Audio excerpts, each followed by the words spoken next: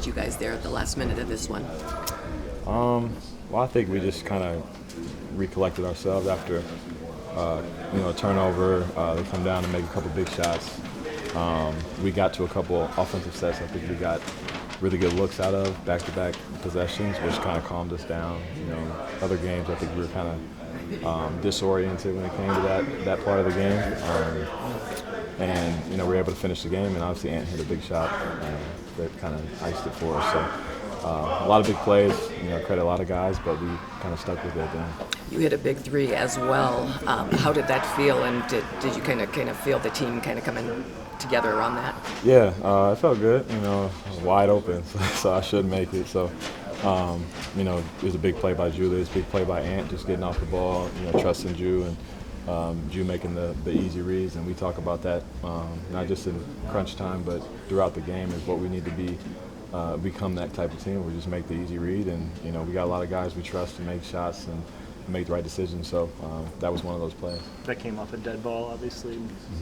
Not always going to have those. What's going to be the key, in live ball situations, for you guys to get into sets and get looks like that?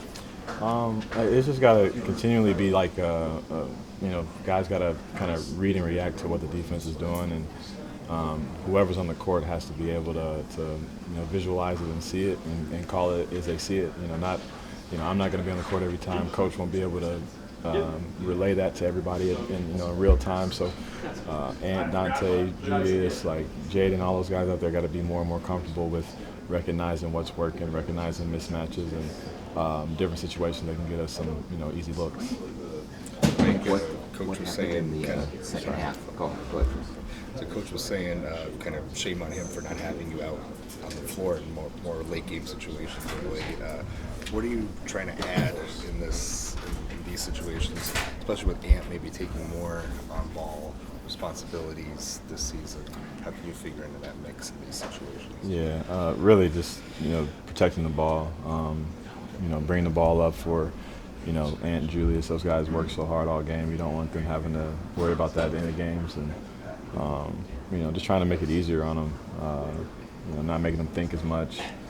I'll call all the plays. I'll get guys in spots, and then I'll go sit in the corner or whatever my job is for that play. But just give us some structure and allow us to all feel comfortable and confident. Going down the stretch. Like in the second half, just what did turn so dramatically defensively? To give up as many as did in the first half, and then 46, I think. Yeah.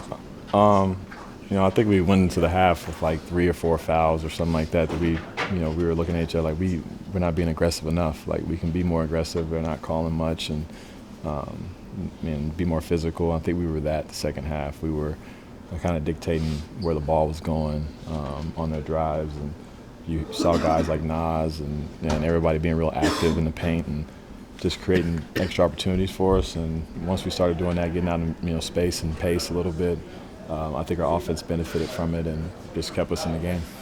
When the ball sticks with either Ant or Julius, what do the other 3 or 4 guys need to do in that play? Where do you need to go, or yeah. What's the most proactive thing you can do under those circumstances?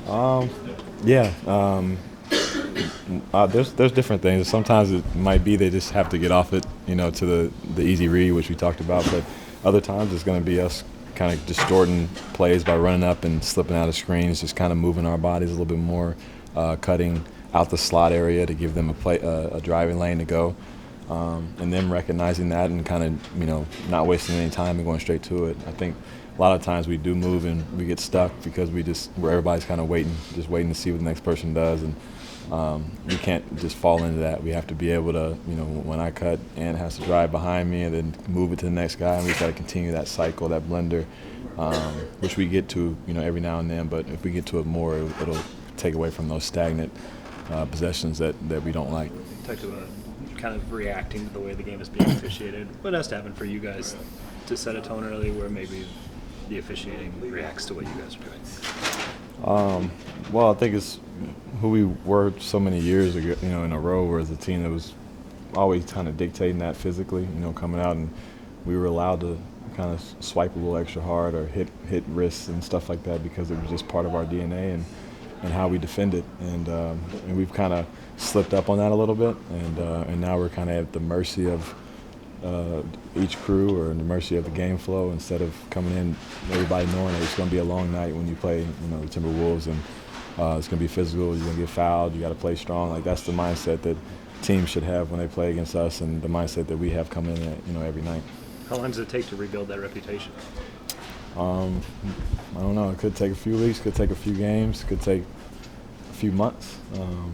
We're still not there yet. So obviously we're almost 20 games in or whatever we are, and we got a long way to go. So hopefully we'll get it done here soon. Nice to get the occasional reminders that it's feasible. Yeah, it's always good, and that's the more frustrating part is when you do it, on a night, night in, night out, and you look up and like we can do this, and other nights we don't do it, and it makes you go home thinking like why don't we just do this every night, and so just everybody individually has to take some more pride in that, and realize that we can be this team that we see, playing against the Celtics. Is there a pressure release when you're shot winning, not just for you, but for the team as a whole, given the last week that something finally went right in these situations? The biggest shot of the year, man. For sure. League wide. No, it was definitely. I think so. I think a lot of people were like, not again. The way the game was kind of flowing at that time, and we had some good looks and just wasn't making them. So, finally get a good one to go at that time of the game was big. Mike, back to that defensive identity. Why do you think it has been so hard to find consistency with that? I think with the way this team is so talented offensively, can take away from that a little bit. I think we have so many guys that can push the ball, score the ball, and that's the fun part of the game. That's the fun part. Everybody looks to run. Everybody looks to play with pace, and that's something we set out to do this year was play faster, throw the ball up, give guys more opportunities, and when you're doing that, you can slip up on the other end because you forget, what made you good, in the prior seasons. And because the fun part is putting that ball in the hole and everybody having a good night. But it's equally hard to do both. And I think we're finding that out, to run, to play offense, and to guard is really hard to do. But if you want to be one of the better teams, you got to do both. And that's what we're trying to do.